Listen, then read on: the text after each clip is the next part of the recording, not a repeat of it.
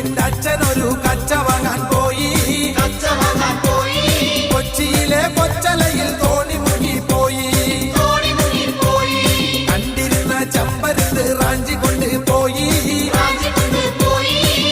തെക്കൊരു തൈമണലിൽ കൊണ്ട് ചെന്ന് വെച്ചേ. കൊച്ചു കുഞ്ഞിന്റെ അച്ഛനൊരു കച്ച വാങ്ങാൻ